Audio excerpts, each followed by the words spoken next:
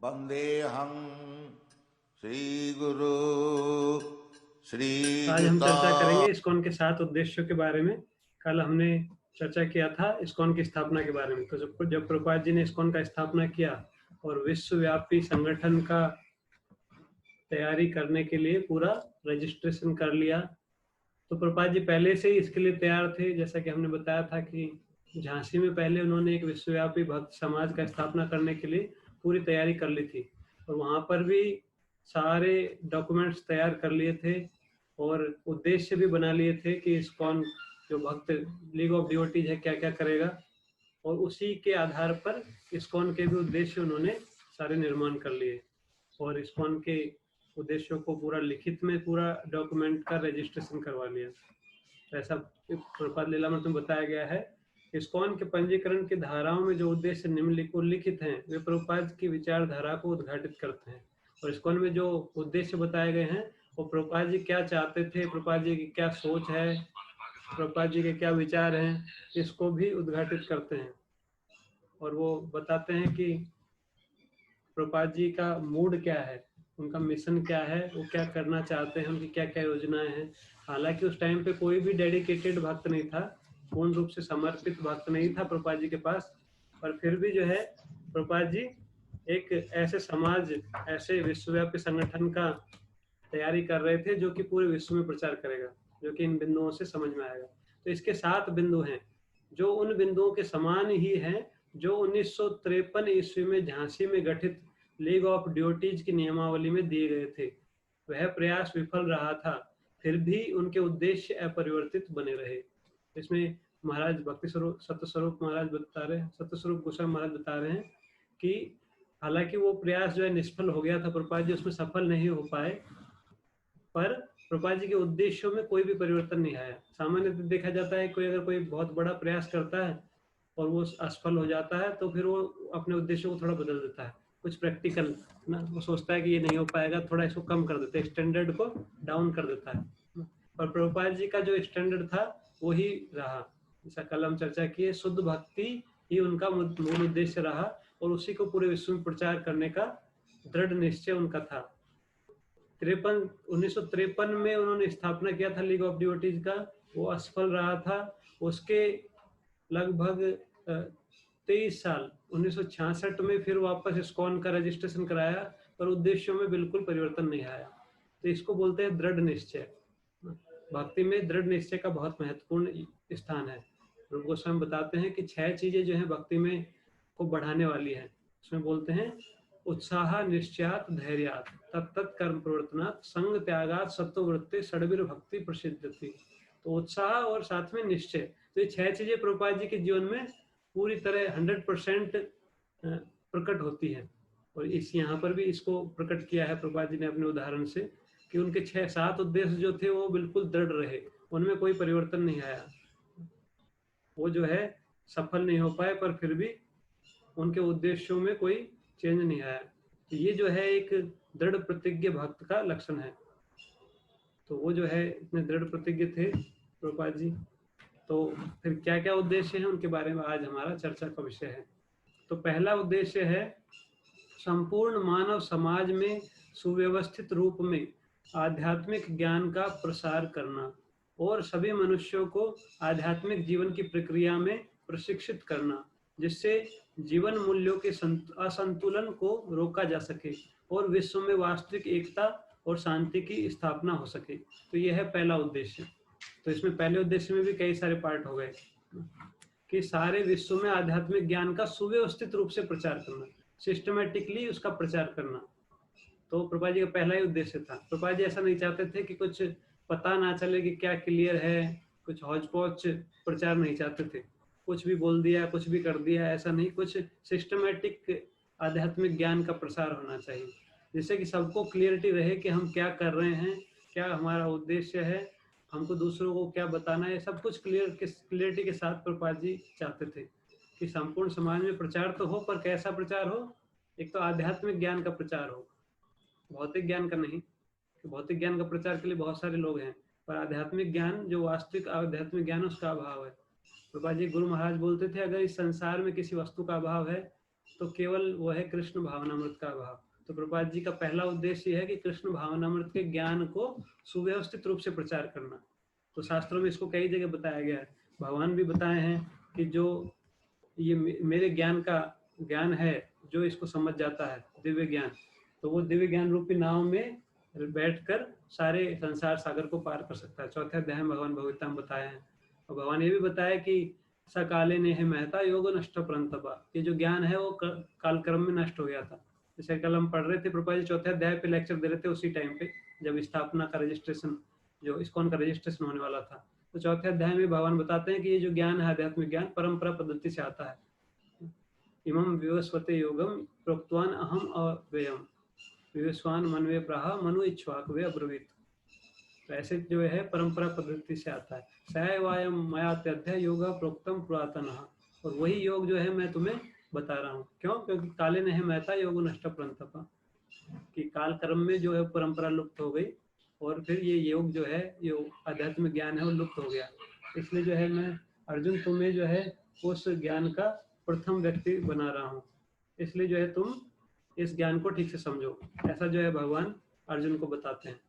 तो प्रभुपाद जी इसी उद्देश्य के, इसी बेस पे कि आध्यात्मिक ज्ञान बहुत महत्वपूर्ण है, भगवान इसको स्थापना करने के लिए खुद आते हैं, बार बार खुद अवतरित होते हैं। भगवान बोलते हैं भी भगवद्गीता में कि यदा यदा हि धर्मस्य ग्लानिर्भवति भारत अभ्युत्थानम अधर्मस्य तदात्मानं सृजाम्यहम्।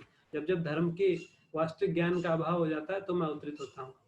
तो प्रभुपाद जी का इस्कॉन का स्थापना का उद्देश्य, एक उद्देश्य जो है भगवान का जो उद्देश्य उसी को आगे बढ़ाना है। तो इसलिए बोला जाता है कि भगवान श्री कृष्ण इस्कॉन के गर्भ में जन्म ले रहे हैं।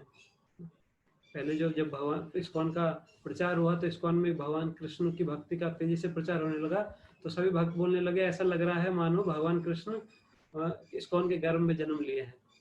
जहाँ पर भी इस्कॉन मंदिर होता है वहाँ कृष्ण भक्ति का प्रचार होता है। तो धीरे धीरे पूरे विश्व में फैल गया। तो भगवान कृष्ण 5000 साल पहले देवकी माता के गर्भ में जन्म लिए थे, उसी प्रकार से इस्कॉन के गर्भ में भी भगवान कृष्ण जन्म लिए हैं।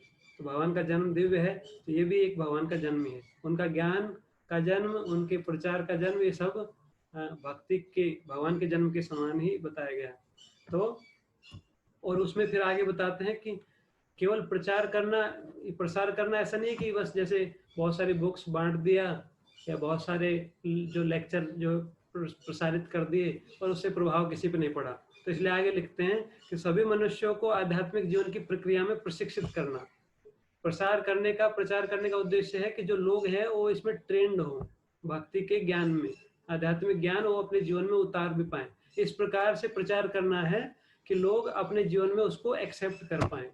ऐसा नहीं कि केवल ऊपर ऊपर से जो है प्रसारित कर दिया गया है उसको, कि हाँ हमने बहुत बुक छाप दिए हैं, बहुत सेंटर खोल दिए हैं, कई सारी संस्थाएं हैं जिनके भी बहुत सारे सेंटर है, बहुत सारे उनके अलग अलग सेंटर है, पर कोई भी भक्त जो है इतने भक्त नहीं है जो उसको फॉलो करते हो। तो इसलिए प्रभुपाद जी ऐसा नहीं चाहते थे कि केवल दिखावे के लिए बड़े बड़े सेंटर बना दिए जाए तो डोनेशन इकट्ठा करके और ड्यूटी है नहीं उसमें, ऐसा प्रभुपाद जी नहीं चाहते थे। इसलिए इसी के सेकंड लाइन में लिखते हैं कि लोगों को प्रशिक्षित करना कि वो आध्यात्मिक ज्ञान को अपने जीवन में उतारे।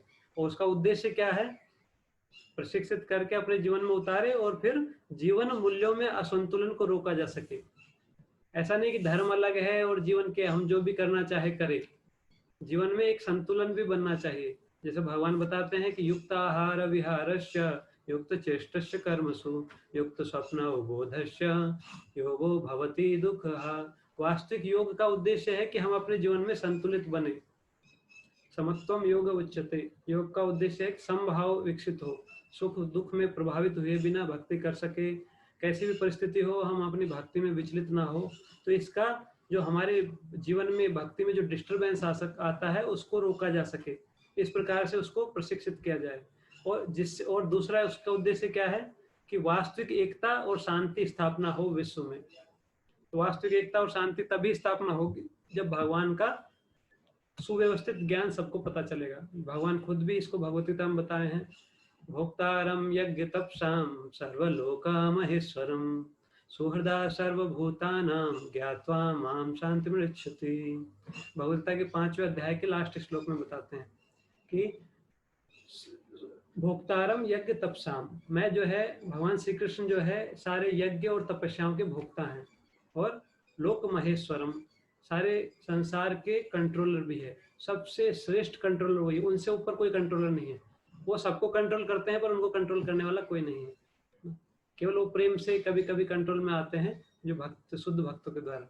पर जो है भगवान वास्तव में सबके नियंता है, सभी के नियंता है, उनसे ऊपर कोई नहीं है। और सुहृदय सर्वभूतान, और सभी जीवों के सबसे अच्छे मित्र भी हैं, सबसे प्रिय मित्र हैं, सबका हित चाहते हैं, सबका कल्याण चाहते हैं। इसको जो जान लेता है, ज्ञात्वा माम शांतिम रिच्छति, जो मुझे इस प्रकार से जान लेता है वो शांति को प्राप्त करता है, जीवन में उसकी अशांति खत्म हो जाती है। और जब सब भगवान की स्थिति को समझ जाते हैं, जैसा उसी अध्याय में एक और श्लोक उसमें बताया गया है कि विद्या विनय संपन्ने ब्राह्मणे गविहस्तिनी सुनिचेव स्वपाके च पंडिता समदर्शिना। जो वास्तविक ज्ञानी व्यक्ति है, जो भगवान की संबंध में ज्ञान रखता है, उसका लक्षण क्या है कि वो एक विद्वान ब्राह्मण, एक हाथी, गाय, चांडाल, कुत्ता खाने वाला व्यक्ति, सबको जो है एक समान देखता है, सबको जो है एक समान वो देख पाता है, उसको जो है पंडित कहा जाता है। तो वास्तविक ज्ञानी व्यक्ति, तो आध्यात्मिक ज्ञान में प्रशिक्षित व्यक्ति का अगर कोई हो जाएगा तो क्या होगा, वो सबको समान भाव से देखेगा, तो सबके अंदर एकता का भाव विकसित होगा, उसके अंदर किसी के प्रति द्वेष भाव नहीं रहेगा, किसी से हिंसा का भाव नहीं रहेगा, किसी का शोषण करना वो नहीं चाहेगा, अगर वास्तविक ज्ञान भगवान का डेवलप हो जाए तो प्रभुपाद जी का पहला उद्देश्य ही जो है विश्व की अशांति को दूर करने वाला है, एकता को स्थापित करने वाला है, और पर्सनल व्यक्तिगत जीवन में भी हमारे जो असंतुलन है उसको रोकने वाला है। तो एक ही उद्देश्य में इतना बड़ा कार्य सिद्ध हो रहा है। तो और ये जो है शास्त्रों के द्वारा प्रमाणित भी है, जैसे हमने बताया कई श्लोक, हर एक लाइन के लिए एक श्लोक या कई श्लोक कोट किए जा सकते हैं गीता और भागवतम से। दूसरा उद्देश्य है, तो पहला उद्देश्य क्लियर हुआ कि संपूर्ण मानव समाज में, संपूर्ण मानव समाज का एक और अर्थ है कि ऐसा नहीं कि किसी पर्टिकुलर समाज के लिए इस्कॉन है। इस्कॉन जो है किसी भी जाति, धर्म, देश, स्थान, परिवेश, किसी का भी भेदभाव नहीं करता है, उसमें कोई भी व्यक्ति भगवान के बारे में आध्यात्मिक ज्ञान को प्राप्त कर सकता है, सबके लिए सुविधा है। तो संपूर्ण मानव समाज में सुव्यवस्थित रूप से आध्यात्मिक ज्ञान का प्रसार करना और सभी मनुष्यों को आध्यात्मिक जीवन की प्रक्रिया में प्रशिक्षित करना, ये उद्देश्य है। तो अगर हम इस्कॉन के सदस्य के रूप में कुछ करना चाहते हैं तो हमारा भी यही उद्देश्य होना चाहिए कि हम लोगों को प्रशिक्षित करें भक्ति के ज्ञान में, आध्यात्मिक ज्ञान में। दूसरा उद्देश्य के बारे में हम चर्चा करते हैं आगे। दूसरा उद्देश्य है कृष्ण भावना का प्रसार करना, जैसा कि भगवत गीता और श्रीमद् भागवत में उद्घाटित है। तो पहला उद्देश्य था आध्यात्मिक ज्ञान का प्रसार करना, दूसरा उद्देश्य कृष्ण भावना का प्रसार करना। तो एक जैसे लगते हैं दोनों, पर थोड़ा सा इसमें अंतर यही है कि भगवान के संबंधित ज्ञान तो बताया गया, पर उसको फिर अपने जीवन में उतार कर फिर कृष्ण के प्रति जो हमारा प्रेम का भाव है, कृष्ण भावना अमृत, उसका विकास करना और उसका प्रसार करना। जो मतलब लक्ष्य है कि केवल ज्ञान देना तो है ही, ज्ञान को देना है, पर उसके अलावा जो है धीरे धीरे प्रगति करके कृष्ण के प्रति, जो भगवान श्री कृष्ण के प्रति हमारा प्रेम का संबंध है, उसको जागृत करना भी दूसरा उद्देश्य है।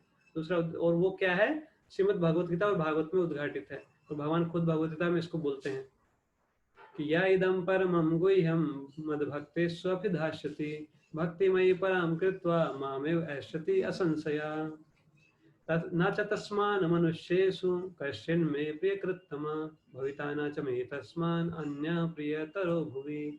तो ये जो है 18वें अध्याय के 63-64 कुछ श्लोक हैं, उसमें बताया गया है कि जो ऐसा व्यक्ति जो मेरे ज्ञान को मेरे भक्तों को बताता है, वो जो है मुझे अत्यंत प्रिय है। पूरे संसार में उससे प्रिय ना तो कोई मुझे है, ना कभी होगा। तो भगवान इसको बताते हैं कि और ना च तस्मान मनुष्य, पूरे विश्व में ना तो कभी ऐसा कोई प्रिय हुआ है जो मेरी भक्ति के ज्ञान को दूसरे भक्तों को बताता है, ना आगे कभी होगा, ना अभी है। तो इसलिए दूसरा उद्देश्य है कृष्ण भावना का प्रसार करना, जो भगवत गीता और भागवत में उद्घाटित है। तो भागवत और भगवत गीता कृष्ण भावना से ही संबंधित है। भागवत गीता का उपदेश भगवान ने किया खुद ने अर्जुन को, भागवत का उपदेश सुखदेव गोस्वामी ने परीक्षित महाराज को किया।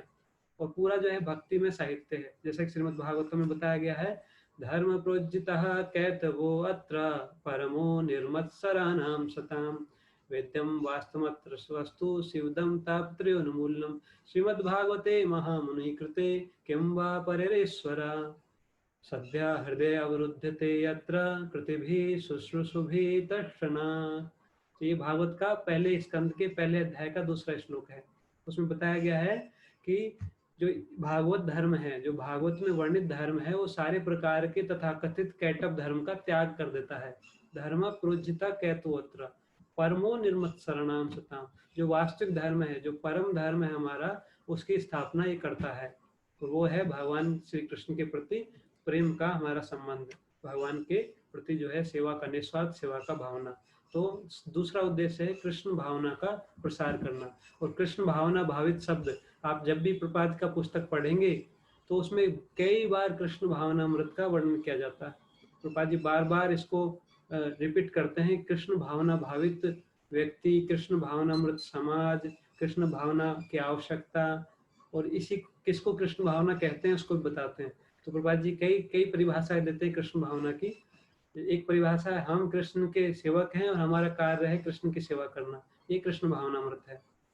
हम जो कृष्ण भावनामृत का अर्थ है चीजों को सही रूप में जानना कि कौन क्या है और क्या क्या है, यथारूप में चीजों का ज्ञान प्राप्त करना, ये कृष्ण भावना है। तो यथारूप में क्या है कि सारी संपत्ति भगवान की है, हम भगवान के अंश है, हमारा कार्य है भगवान की सेवा करना। तो सारी परिभाषाएं एक ही हैं और उसको अलग अलग एंगल से समझाया जाता है।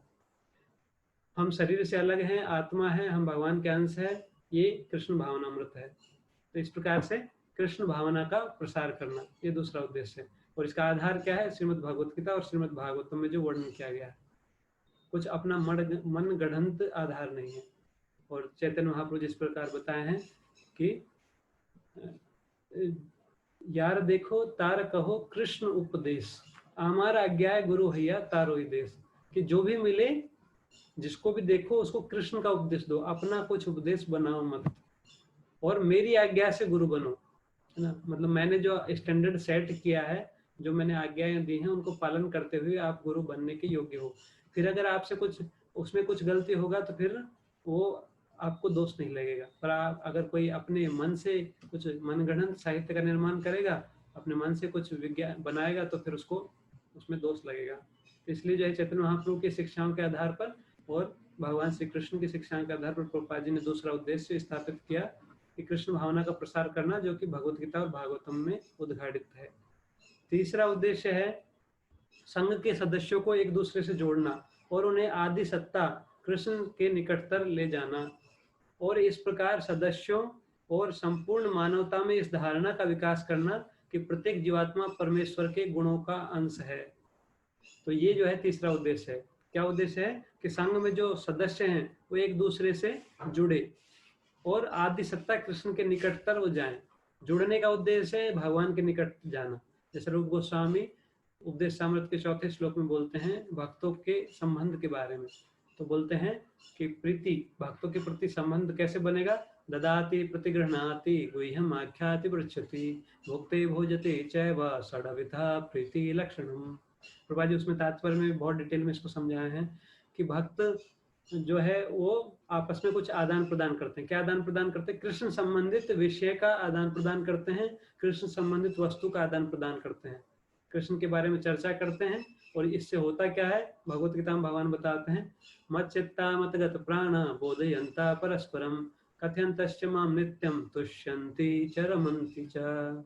अगर कृष्ण के संबंधित विचारों का आदान प्रदान करते हैं, वस्तुओं का आदान प्रदान करते हैं, उनके बारे में चर्चा करते हैं, तो तुष्यन्ति पूर्ण संतुष्टि को प्राप्त करते हैं और रमन्ति आनंद को प्राप्त करते हैं। तो ये जो है एक दूसरे से जुड़ने का उद्देश्य है कि भगवान कृष्ण के निकट जाएं, क्योंकि जो भक्त है भगवान से संबंधित है, इसलिए हम भक्तों से सुनना चाहते हैं या भक्तों को भगवान के बारे में कुछ बताते हैं या चर्चा करते हैं या भगवान संबंधित कुछ भेंट देते हैं, भगवान का प्रसाद देते हैं। उसमें अलग से प्रसाद का तो लिखा हुआ है भुक्ते भोजते चैवा। कभी कभी भक्तों को बुलाकर हम प्रसाद खिलाते हैं, कभी कभी भक्तों के घर जाकर वहां पे प्रसाद ग्रहण करते हैं। इस प्रकार भक्त एक दूसरे से जुड़ते हैं। और गुह्यम आख्याति प्रख्याति, जो कुछ अगर अपनी कुछ समस्या होती है भक्ति में तो भक्तों से डिस्कस करते हैं और कुछ अगर कुछ रियलाइजेशन मिलता है, कुछ अच्छा चीज़ हमारा होता है, तो उसको भी हम दूसरे भक्तों को शेयर करते हैं, जिससे कि वो भी भक्ति में उत्साहित हो, और उनसे हम सुनते हैं जिससे कि हम भी भक्ति में उत्साहित हों। तो इस प्रकार से जो भक्तों के बीच में एक दूसरे से जोड़ना, ये तीसरा उद्देश्य है। इस प्रकार सदस्यों और संपूर्ण मानवता में इस धारणा का विकास करना कि प्रत्येक जीवात्मा परमेश्वर के गुणों का अंश है। और ये जो है तीसरे उद्देश्य में आगे है कि सभी लोगों के मन में ये विचारधारा का विकसित करना कि ऐसा नहीं कि केवल कुछ ही लोग भगवान के अंश है, सारे लोग भगवान के अंश है और सब भगवान से संबंधित है। चैतन्य भागवत में बोला गया है, अगर बहुत ब्रॉड स्तर पर विचार किया जाए तो सब वैष्णव है, क्योंकि सब भगवान के अंश है, सब भगवान से संबंधित है। अभी भूल गए हैं, अभी अलग अलग स्थिति में है, पर भगवान से तो कनेक्टेड हैं। भगवान सबके हृदय में परमात्मा रूप में है, इसलिए जो है सब भगवान के अंश हैं। इस प्रकार से हमको समझना, इस भावना का भक्तों में, खासकर इस्कॉन के सदस्यों में विकास करना, ये प्रभुपाद जी का एक उद्देश्य। इस्कॉन बना देंगे, उसके बाद में भी वो भक्तों के अंदर ये मेंटलिटी विकसित हो कि सभी जीव भगवान के अंश है, जिससे वो सबके प्रति किसी प्रकार की ईर्ष्या द्वेष सबका त्याग कर सके और फिर सबको भगवान की भावना में जोड़ने के लिए प्रयास कर सके। तो इस प्रकार से तीसरा उद्देश्य सदस्यों में, और अगर बोला जाए और ब्रॉड पे, संपूर्ण मानवता में धारणा का विकास करना कि हम जो है भगवान के अंश है और दूसरे जीव भी भगवान के अंश है। भगवान इसको भगवत गीता में बताया है, अगर रेफरेंस दिया जाए तो इसके बारे में, तो बोलते हैं तद्विद्धि प्रणिपातेन परिप्रश्नेन सेवया उपदेक्षन्ति ते ज्ञानम ज्ञानिनः तत्वदर्शिना। कि जो वास्तविक ज्ञान प्राप्त करने के लिए हमको एक प्रमाणिक तत्वदर्शी गुरु के पास जाना होता है, उनसे कुछ प्रश्न पूछने होते हैं, और उसके बाद बताते हैं कि इस ज्ञान को प्राप्त करने के बाद क्या होता है। यज ज्ञात्वा न पुनर्मोहम एवं यास्यसि पांडवा। या फिर आगे बोलते हैं ना, कि मैं जो है, मैं सभी जीवों के मई तेतेषु चाप्यहम् न यद ज्ञात्वा न पुनर्मोहम एवं यास्यसि पांडवा। और जब इस प्रकार से ज्ञान को, वास्तविक ज्ञान को तत्वदर्शी संतों से हम सीख लेते हैं, तो उसके बाद क्या होता है कि हम जो है मोह को प्राप्त नहीं होते। यज ज्ञात्वा न पुनर्मोहम, उस ज्ञान को प्राप्त करने के बाद वापस जो है हम मोहित नहीं होते। ये जो है उस ज्ञान का लाभ है। और हम देख पाते हैं दक्षसी आत्म अन्यथो मयि, हम देख पाते हैं कि सभी जीव भगवान के अंश हैं।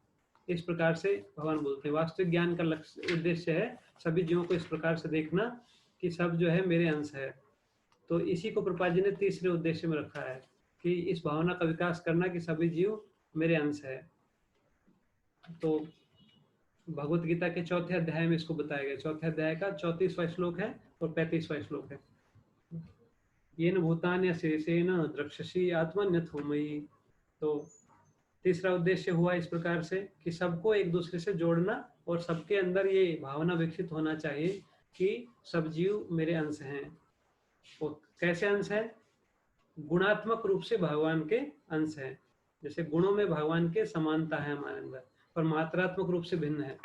तो यहाँ पे प्रभुपाद जी ने एक और चीज स्पष्ट कर दी कि हम भगवान के से अलग हैं पर गुणों में एक हैं। ये अचिंत्य भेदाभेद जो ब्रह्मगौड़ीय ब्रह्म गौड़ी संप्रदाय का जो दर्शन है, हमारा जो तत्व है वो क्या है? अचिंत्य भेदाभेद तत्व। ये जो है हमारा फिलोसॉफी है। तो यहाँ पर उसको भी बता दिया कि हम गुणों में भगवान के अंश है पर मात्रा में भेद है, हम भगवान कभी बन नहीं सकते। तो ये प्रभुपाद जी का एक मूल विषय रहता था। जब भी वो प्रवचन देते थे तो एक चीज ये क्लियर करते रहते थे कि हम भगवान नहीं बन सकते हैं, हम भगवान के सेवक हैं। और ये भगवान ने भगवत्ता में बताया है, ममे मांस जीव लोके जीव भूता सनातन, जीव मेरा सनातन अंश है। चौथा उद्देश्य है भगवान श्री चैतन्य महाप्रभु की शिक्षाओं में उद्घाटित संकीर्तन आंदोलन या भगवान के पावन नाम के सामूहिक गायन की शिक्षा देना और उसे प्रोत्साहित करना। तो जैसा कि शास्त्रों में बताया गया है वो क्या है कि कलयुग का युग धर्म संकीर्तन, यज्ञ ही संकीर्तन प्राय यजंती ही सुमेध सह, कि संकीर्तन यज्ञ के द्वारा कलयुग में बुद्धिमान लोग मेरी पूजा करते हैं। तो संकीर्तन यज्ञ का प्रचार करना जो कि चैतन्य महाप्रभु की शिक्षाओं में उद्घाटित है। चैतन्य महाप्रभु ने शिक्षा दी कि हरे कृष्ण महामंत्र का कीर्तन होना चाहिए, तो कीर्तन का जो विधि है उसका प्रचार करना। हरे कृष्णा कृष्ण कृष्ण हरे हरे, हरे राम राम राम हरे हरे। ये चौथा उद्देश्य है, इसका कीर्तन होना चाहिए। तो इसलिए जो मंदिर है वहाँ पे कीर्तन होता है। इसके अलावा नगर संकीर्तन भी, जब प्रभुपाद जी थे तब सभी भक्तों को भेजते थे कीर्तन करने के लिए। अभी भी जो है अलग अलग मंदिरों से कीर्तन की टोलियां जाती हैं और कीर्तन के द्वारा लोग जो है बहुत तेजी से भगवान की भक्ति की ओर आकर्षित होते हैं। इसको श्रीमद् भगवत गीता में भगवान बोलते हैं कि सत्तम कीर्तन तो माम यतन तश्च दृढ़ व्रता, सतत हमेशा मेरा कीर्तन करते रहना चाहिए। जो महात्मा लोग हैं वो हमेशा मेरे कीर्तन करते रहे। तेषाम सतत युक्तानाम भजताम प्रीतिपूर्वकम, जो मेरे भक्त है वो हमेशा मेरी भक्ति में, मेरे भजन में, कीर्तन में लगे रहते हैं। सदा में बुद्धि योगम तम येन माम उपयान्ति। ऐसे कई जगह जो है सतत कीर्तन, निरंतर कीर्तन का शिक्षा भगवान देते हैं। तो हम अगर निरंतर नहीं कर पाते तो कुछ समय हमको कीर्तन करना चाहिए। तो चौथा उद्देश्य है इस्कॉन का कीर्तन किया जाए और विशेष रूप से सामूहिक गायन की शिक्षा देना और उसे प्रोत्साहित करना। प्रभुपाद जी बोले शिक्षा देना, अगर हमको आता नहीं है कीर्तन करना तो सीखना चाहिए, और इसको सिखाने के लिए ही इस्कॉन संस्था है। जो भक्त है, जैसे हम मंदिर में जो भी भक्त जुड़े हैं, पहले उनको भी नहीं आता था कीर्तन, पर धीरे धीरे कुछ भक्तों ने उनको सिखाया और अभी वो सीखे, फिर आगे जो है वो दूसरों को सिखाते हैं। ऐसे धीरे धीरे एक भक्त से दूसरा भक्त सीखता जाता है। तो इसकी शिक्षा देना भी इस्कॉन का एक उद्देश्य है। प्रभुपाद जी बोलते थे कि जो भी भक्त है उनको 3 चीजें आनी चाहिए, तो उनमें से एक है संकीर्तन करना। कीर्तन करना उसको आना चाहिए। और कीर्तन जो है कैसा, जैसे हमने एक दिन बताया था, भगवान ये नहीं देखते कि आपका कितना मधुर कंठ है, कितना सुर ताल के साथ आप गा रहे हैं। भगवान देखते हैं कि आप भगवान मेरे लिए गा रहे हैं बस। अगर कोई भगवान के लिए गाएगा तो भगवान प्रसन्न हो जाते हैं उससे। तो जैसा भी हमारा आवाज हो, चाहे हमको आए ना आए, तो अगर हमारे पास करताल है तो करताल बजा सकते हैं, वो भी नहीं आता तो ताली बजा के हरे कृष्णा कृष्ण कृष्ण हरे हरे, हरे राम राम राम हरे हरे। तो ताली बजा के भी कीर्तन कर सकते हैं। और इसको भागवतम में बताया गया है कीर्तन का क्या प्रभाव होता है। तस्मा संकीर्तनम विष्णु जगन मंगलम हंसाम महताम अपि कौरव्य विद्या एकांत निष्कृतम। सुखदेव गोस्वामी ने कहा, हे राजन, भगवान नाम का कीर्तन बड़े से बड़े पापों के फलों को भी उन्मूलित करने वाला है। इसलिए संकीर्तन आंदोलन का कीर्तन संपूर्ण ब्रह्मांड में सबसे शुभ कार्य है। कृपया इसे समझने का प्रयास करें जिससे अन्य लोग इसे गंभीरता पूर्वक ग्रहण कर सके। तो सुखदेव गोस्वामी परीक्षित महाराज बोलते हैं कि कीर्तन जो है सारे संसार में जगन मंगलम परमहंसा, पूरे जगत का मंगल करने वाला है। तो इसलिए आप इसको बहुत अच्छे से समझिए। तो प्रभुपाद जी का चौथा उद्देश्य है उसी से संबंधित है कि सभी भक्तों को सामूहिक गायन की शिक्षा देना और भगवान के संकीर्तन को प्रोत्साहित करना, जिससे कि सब लोग उसको सीखें और फिर दूसरों को भी इसमें प्रोत्साहित करें। पांचवा उद्देश्य है सदस्यों और संपूर्ण मानव समाज के लिए कृष्ण के व्यक्तित्व को समर्पित दिव्य लीलाओं के पवित्र धाम का निर्माण करना। तो ऐसे कुछ सेंटर्स का स्थापना करना जहाँ पर कृष्ण से संबंधित ज्ञान प्राप्त हो, लोगों को उनकी लीलाओं को सुन सके, समझ सके, उनके व्यक्तित्व को जान सके। क्यों? क्योंकि भगवान भगवता में बोलते हैं, जन्म कर्म च मे दिव्यम एवं यो वेत्ति तत्त्वतः त्यक्त्वा देहम पुनर्जन्मम नयति मामेति सो अर्जुन। कि जो मेरे जन्म और कर्म के दिव्य रहस्य को जानता है, हे अर्जुन, वो इस शरीर को त्याग करने के बाद इस संसार में वापस जन्म नहीं लेता। तो सभी जीवों को संसार से मुक्त करने के लिए, back to home, back to godhead भेजने के लिए, भगवान के धाम भेजने के लिए, भगवान कृष्ण के व्यक्तित्व को समर्पित दिव्य लीलाओं के पवित्र धाम का निर्माण करना, जहाँ पे जाकर लोग बहुत स्वाभाविक रूप से भगवान का स्मरण कर सके। तो इस्कॉन मंदिर एक ऐसा स्थान है जहाँ पर कोई भक्त आएगा तो उसको कृष्ण का स्मरण स्वाभाविक रूप से होगा। भगवान कृष्ण के दर्शन करेगा, कोई भक्त मिलेगा तो मिलते ही बोलेगा, हरे कृष्णा, आपका स्वागत है, आइए दर्शन कीजिए, चरणामृत लीजिए, कुछ प्रसाद लीजिए या कुछ किताब देखिए, भगवान से संबंधित बुक स्टॉल होता है। और कोई कुछ प्रश्न पूछेगा तो उसमें वो भगवान को वर्णन करेंगे, कीर्तन में उसको पार्टिसिपेट करवाएंगे। इस प्रकार से जो है इस्कॉन मंदिर का उद्देश्य है। इस्कॉन मंदिर ऐसा स्थान है जहाँ पर भगवान श्री कृष्ण का स्मरण स्वाभाविक रूप से होता है। और चैतन्य महाप्रभु इसको बताए कि आराध्य भगवान ब्रजेश तनया तरुधामा वृंदावनम रम्या काचित उपासना वधु वर्गेन या कल्पिता। ऐसे जो है कि आराध्य भगवान जो है वो है हमारे ब्रजेश तनया श्याम सुंदर भगवान श्री कृष्ण, जो ब्रज बिहारी हैं वही हमारे आराध्य हैं। और तद धाम वृंदावनम, तो उनका धाम है वृंदावन, वो भी पूज्य है। तो ऐसे स्थानों का निर्माण करना जो भगवान को समर्पित हो। फिर है छठा उद्देश्य, वह है सरलतर और अधिक सहज जीवन की शिक्षा देने के उद्देश्य से सदस्यों को एक दूसरे के अधिक निकट लाना। ये है कि सिंपल लाइफ हाई थिंकिंग। अगर कोई भक्ति को आसानी से करना चाहता है तो उसको नेचुरल लाइफ जीने का अभ्यास करना चाहिए, इसका शिक्षा देना। जितना हम अपने जीवन को कॉम्प्लिकेटेड बनाएंगे उतना ही हमको समय कम मिलेगा भक्ति के लिए, इसलिए जो है इस शिक्षा को भी देना। दूसरा है सरल और अधिक शिक्षा, सहज जीवन की शिक्षा देने का क्या उद्देश्य है कि हमारा शरीर भी ठीक रहे। तो प्रभुपाद जी का एक उद्देश्य था, प्रभुपाद जी ने अपने टाइम पे भी कई सारे कृषि फार्म का स्थापना किया था। ऐसे कुछ स्थान जहाँ पर जो नेचुरल फूड, जो प्राकृतिक रूप से खाद्यान्न उत्पन्न किए जा सके, शुद्ध दूध मिल सके, शुद्ध जो है खाद्यान्न सब्जियां फल मिल सके, ऐसे स्थानों का भी निर्माण करना एक उद्देश्य है इस्कॉन का। तो अभी कई जगह ऐसे निर्माण हो चुका है या हो रहा है। कई मंदिर है जिनके कुछ फार्म हाउस है, वहाँ पर खेती भी होता है और वहाँ पर गाय गौशाला भी रहता है, और जो है वहाँ पर कुछ फलों के वृक्ष ऐसे भी रहते हैं। तो इस प्रकार से वो प्रयास भी जारी है, पर उसमें जो है अभी बहुत सारा कार्य करना बाकी है। तो इसको सिखाना भी एक उद्देश्य है कि जो भक्त हैं वो इसकी महत्वपूर्ण स्थिति को समझे कि जितना हमारा जीवन कॉम्प्लिकेटेड होगा ना, जैसे आजकल जो है धीरे धीरे कॉम्प्लिकेशन बढ़ता जा रहा है, लोग बहुत बिजी है ना, लोगों के पास समय ही नहीं है, अपने शरीर को भी टेक केयर करने का समय नहीं मिल पाता। पूरा जीवन भर बहुत मेहनत करते हैं पैसा कमाने के लिए, और फिर जब वृद्धावस्था आती है तो सारा पैसा दवाइयों में खर्चा हो जाता है। दवाइयों का बजट बहुत बढ़ता जा रहा है लोगों का। क्यों? क्योंकि जीवन जो है ऐसा असहज स्थिति में हो चुका है, नेचुरल लाइफ खत्म हो चुका है, बॉडी के लिए जो चीज नीडेड है वो मिल नहीं पाती है, क्योंकि बॉडी वर्क भी कम होता जा रहा है और खाने की चीजें भी अशुद्ध होती जा रही हैं। तो इसलिए इसके लिए भी इस्कॉन का एक उद्देश्य है कि सदस्यों को इसमें मार्गदर्शित करना, और वो जो है ज्यादा नेचुरल लाइफ को अपना सके।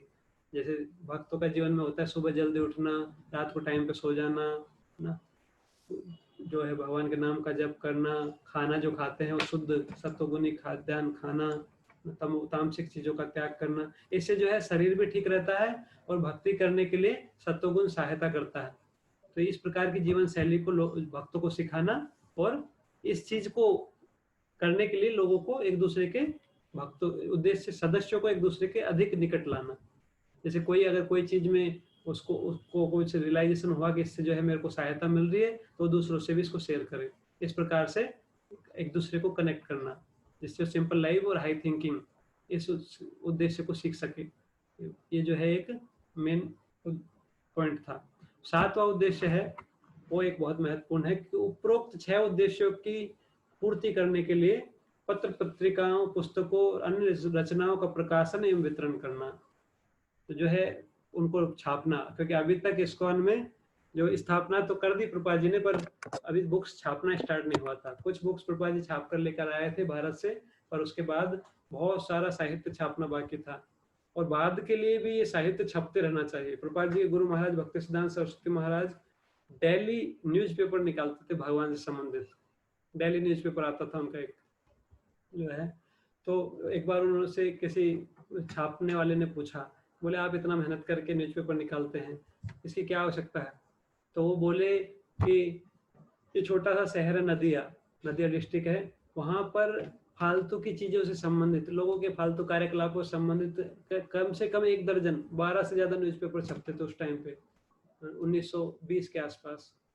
तो बोले भगवान जिनकी लीलाएं अनंत है और जो दिव्य लीलाओं से समन्वित है, जिनके गुण रूप लीला उनका गुणगान अनंत देव कई करोड़ों अरबों सालों से करते आ रहे हैं, फिर भी खत्म नहीं हो रहा, तो उनकी लीलाओं का वर्णन करते हुए डेली एक न्यूज़पेपर छापना ये बहुत कम बात है।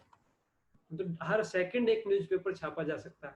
तो प्रभुपाद जी का एक उद्देश्य था, और प्रभुपाद जी को भक्तिसिद्धांत महाराज ने आदेश भी दिया था कि जब भी हमें तुम्हें धन मिले तो भगवान की से संबंधित साहित्य को इंग्लिश भाषा के माध्यम से छापना। और प्रभुपाद जी ने इसको और ब्रॉड कर दिया, इंग्लिश में ही नहीं छापा, उसके बाद जो है कई भाषाओं में उसका ट्रांसलेशन करवाने के लिए भी प्रयास किया। तो अभी लगभग 100 से ज़्यादा भाषाओं में भागवत गीता अवेलेबल है, लगभग 30-40 से ज़्यादा भाषाओं में भागवतम का भी अनुवाद हो चुका है, और धीरे धीरे जो है भक्त करते ही जा रहे हैं। और कई कई विषयों से संबंधित जो भक्ति जीवन के लिए उपयोगी है, कई सारी पुस्तकें छपती जा रही हैं। तो ये एक उद्देश्य था कि पत्र पत्रिकाओं को छापना, उनका प्रकाशन करना और साथ में वितरण करना, बुक डिस्ट्रीब्यूशन, उनको डिस्ट्रीब्यूट करना, क्योंकि बुक्स का प्रभाव जो है बहुत आश्चर्यजनक है। पुस्तक, प्रभुपाद जी की पुस्तक के पढ़ के बहुत सारे भक्त बने हैं, या यूँ कहें कि सभी भक्त प्रभुपाद जी की पुस्तक पढ़कर ही बने हैं, क्योंकि कहीं ना कहीं पुस्तकों का योगदान है। कोई भक्त से भी मिला है तो पुस्तक पढ़ के उसको बहुत उत्साह मिलता है, और जो भक्ति में बहुत तेजी से प्रगति करना चाहता है, बहुत स्टेबिलिटी चाहता है, मतलब बिना किसी विचलन के भक्ति करना चाहता है, तो उसको प्रभुपाद जी की पुस्तकों को डेली पढ़ना चाहिए। तब जाके उसका मन जो है स्थिर रहेगा, और बहुत कन्विक्शन के साथ, दृढ़ता के साथ, धैर्य के साथ वो भक्ति में आगे बढ़ पाएगा। तो प्रभुपाद जी का एक उद्देश्य था कि ये 6 उद्देश्य पूरे करने का सिस्टम क्या होगा, बुक्स आर द बेसिस, क्योंकि हम जो भी बोलते हैं उनका आधार शास्त्र है, जो भी हम प्रचार कर रहे हैं उनका शास्त्र में प्रमाण होगा, तभी लोग उसको ज्यादा उत्साह के साथ स्वीकार भी कर पाएंगे। प्रभुपाद जी बोलते थे, what is the value of your 2 minute of preaching, if you can give 1 book then he will be eternally benefited. बोले आपके 2 मिनट के प्रचार से क्या होगा, अगर आप उसको एक किताब दे देंगे तो वो शाश्वत रूप से लाभान्वित हो जाएगा। तो इस प्रकार से 7 उद्देश्यों के बारे में चर्चा किया। हम जो कार्य करते हैं हमको ये चेक करते रहना चाहिए कि इन उद्देश्यों में, भक्ति से संबंधित कार्य, इन उद्देश्यों को पूरा कर रहे हैं या नहीं, क्योंकि ये उद्देश्य जब पूरे होंगे तभी जाके प्रभुपाद जी, हमारे भक्ति का उद्देश्य इनमें से ही है। तो इसलिए जो है हमको इनको ठीक से समझना चाहिए और इनको अपने जीवन में महत्वपूर्ण स्थान देना चाहिए। हरे कृष्णा। आज के लिए हम यही समाप्त करेंगे। आपका कुछ प्रश्न है तो पूछ सकते हैं।